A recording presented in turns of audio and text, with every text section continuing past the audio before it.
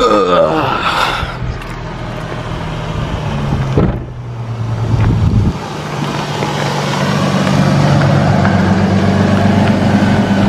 going on, guys? It's Reaper GT, and today we haven't even named this thing yet. It hasn't really been in any videos neither, at least yet. When it gets painted. Yeah, there's gonna be a name when the car gets painted. Right now, clearly it's just a little I think it's a rattle can job that actually I found the owner that did this. It was actually 3 owners ago. This car was all over the place. That doesn't actually sound too bad, but now this thing's had several owners since this car was painted. It's actually had an Instagram sticker on it, but I removed it, of course. But yeah, this car was in Richmond, then it went to like North Carolina, then it went into Dumfries right by Washington DC, and now it's here. So it's been all over the place. But yeah, the Instagram sticker used to be here. I contacted the guy that owned this car before, and he painted just to get some information. It turns out he's younger than me, which that's actually pretty neat. But yeah, he actually did a good job for a cheap little paint job. I'm not gonna lie, it's not too bad for what it is. But today we're gonna be doing a comparison to the GT model and the V6 model. Just seeing you know, giving you guys an idea on which one you may want to purchase if you're looking to get a Mustang. If you guys are wondering, I am not copying Derek.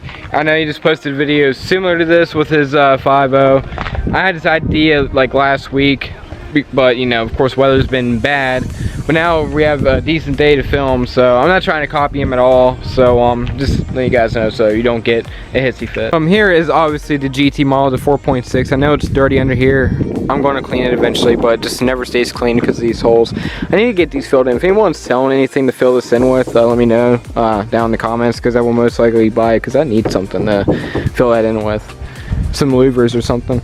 But yeah, this is the 2 valve, the 4.6 liter. This is a full bolt-on, has all the bolt-ons you can get without boost. And also over here, we have the 3.8, which I don't know what else you can do to these besides a cold air intake. But this has a cold air intake and exhaust on it, so I'm assuming this is kind of a full bolt-on. And the thing I like about the 6 cylinders is that the intake manifold is actually metal. I actually like the way the intake manifolds look on the 6 cylinders. And you know what, 6 cylinders aren't too bad. Honestly, the horsepower range is not too far off from the 2 valve, probably like 30 horsepower, 30 to 20 horsepower difference between the two. And this thing is a 5-speed manual. I forgot what transmission. I think it's a T5. And honestly, this thing does have some spunk. I made it sharp in 3rd gear one day when I was driving it, so it's not too bad for a little 6-cylinder. Okay, we are inside the 3.8, and honestly, for the interior, there's no difference really, at least in this year. This is a what is this, an 03? An 03. So the center console for the GTs and the 6 cylinders are the same.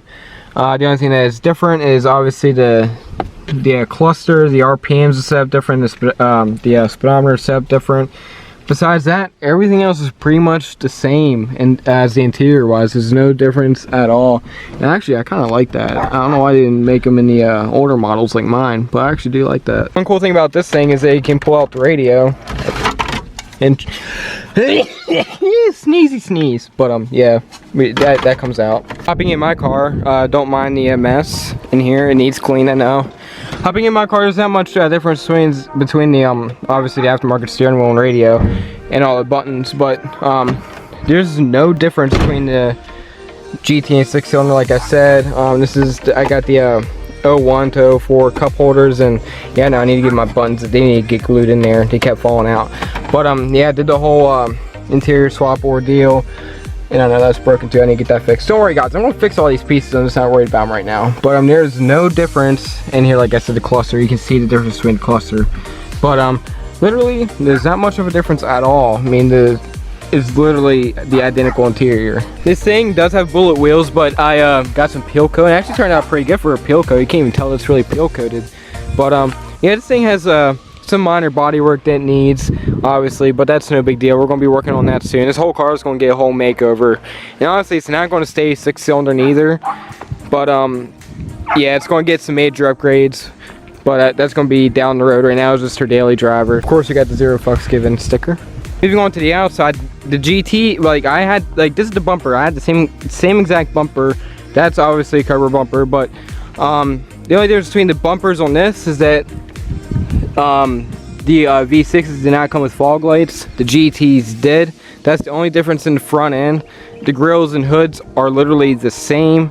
No difference at all. The side scoops are the same except for I think it was 01 and up. The side scoops were different. But besides that, if you're looking at the 2000 to 2000 to 2000, this is 2003 obviously, but same side scoops. Different wheels obviously, but these wheels are aftermarket, but they come with V6 wheels. And here's another difference, the rear bumpers. This has no cutouts for the exhaust. Stock, this has the one single exhaust that comes out the back, but this has dual exhaust on these. Can't see the tips. Well, there's one tip right there. But on the GT models, we have the cutouts for the exhaust, and it comes, it's a dual exhaust, unlike the 6-cylinders. So that's pretty much the only difference. And of course, I think the 6-cylinders come with the spoilers also. So yeah, it's pretty much almost the same identical car, honestly, besides the motor and a few cosmetics. Alrighty guys, we are in the 6-cylinder, the 3.8. Shifts definitely a little bit different. The shifter feels definitely different. It feels smoother, less notchy. And the seatbelt is on, and it still continues to beep. So if any of you know how to fix that issue, please let me know down in the comments, because that gets annoying. I'm sure it gets annoying to my girlfriend. So yeah, and this thing does have a little bit of sound to it.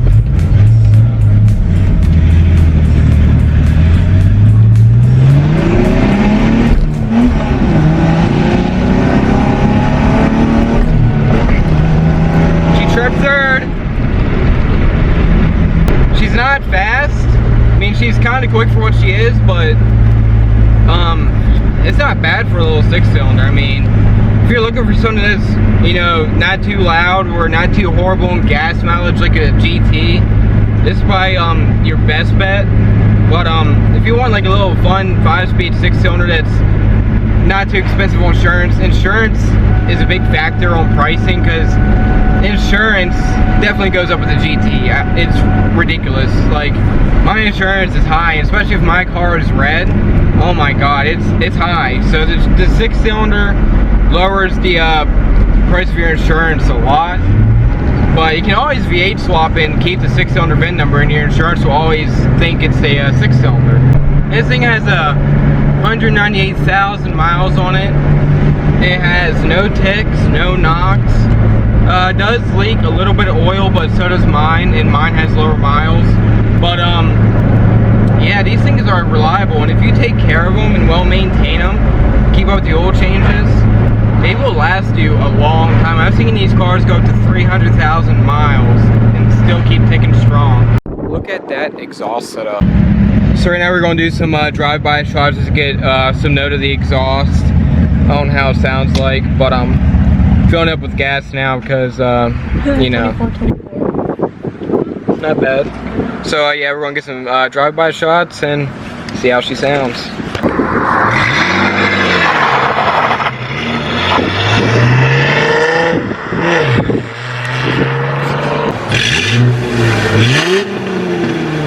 Alrighty guys, so that was the 3.8. Now we're going to be hopping into the old 2-valve.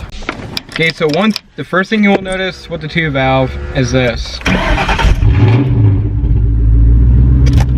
Okay, so another notable difference, I do have an aftermarket short throw shifter. So that is one thing I definitely felt. It felt different at first. It felt weird. Because I guess for the few minutes I was driving her car, I was used to the, you know, the taller shifter. But in the clutch is slightly heavier, but that's would make sense because obviously this is a GT and would want a higher stage clutch and all that stuff. This is a stage 2 racing clutch that's in my car. What's in her car? Honestly, I don't know. The guy didn't even know what clutch he put in it, which doesn't make any sense. But yeah, this is gonna be the comparison with my car versus the 3.8. So yeah, this thing is loud and it's hard to hear yourself think. So you guys may have a hard time hearing me throughout some of this clip.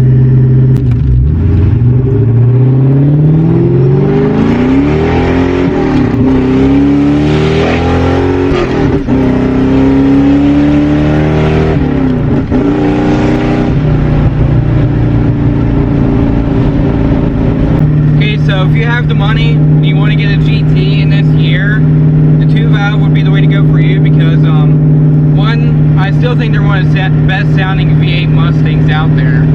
2, they're very affordable in price range. The only thing that sucks is the insurance is slightly more expensive, but this with a full bolt-on and exhaust, this car will be really fun. It may not be the fastest thing out there, but this thing is really fun to drive, and it sounds good, and it catches, definitely breaks some necks.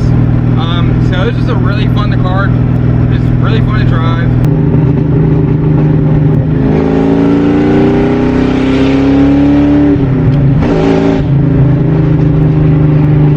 In my personal opinion, what would I choose? A 3.8 for a 2-valve? I would most likely choose the 4.6 liter because, one, it sounds great. It does have a little bit of spunk and it has more reverb potential.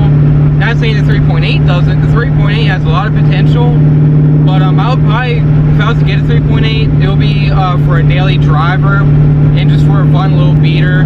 Put like a muffler delete on it and just roll with that. But there's nothing wrong with the 3.8s, honestly. I don't have any hate towards them. I have no hate versus the towards the 6 cylinders, the EcoBoost. I have no hate towards any of them. But yeah, we're going to do a stronger pull here, so you guys can hear it.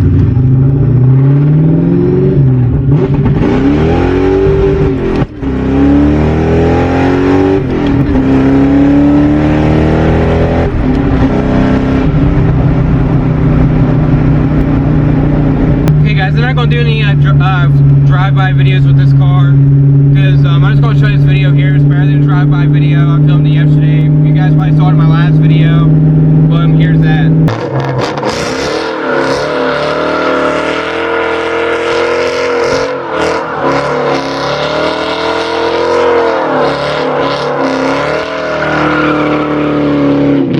Alrighty guys, so I say for your preference, if you want a nice looking car that's very affordable on gas and on insurance, you can make a 3.8 look really good because they're the same exact body. You can literally use more than 80% of the parts that's on a 2-valve on a 3.8 body wise. Like that bumper would bolt right up to this car, so you can make a 3.8 look beautiful show car wise. You can make it sound pretty decent with a good set of Flowmaster dual exhaust. Like I said, it's very affordable parts for these cars, especially appearance parts. You can make these cars look really good by putting very little money into them. So, well, also if you want a good sounding V8 that has a little bit of pep to it, especially if you get all the bolt-ons and exhausts, I would go with the GT. So if you want more aggressive sound and a little bit more power. Okay, that's gonna be it for today's video. And like I said, I think it's a few videos ago, I said I was gonna start a hashtag to start shouting you guys out in at the end of every single video. So very first shout out goes to Bad 4.6, which is 3-valve. Go give him a follow, guys. That has a beautiful looking silver 3-valve. So go ahead and drop him a follow. Alrighty guys, if you want to see more videos of her car, we're going to be doing a little project with it. It's going to get painted soon. We're not going to say what color yet. She already knows what color, I think, but I'm not going to reveal it yet until it already happens. But it's probably going to be a little while from now because this whole coronavirus thing. Leave a like, comment what you think down below. See you guys later. Where's your forehead?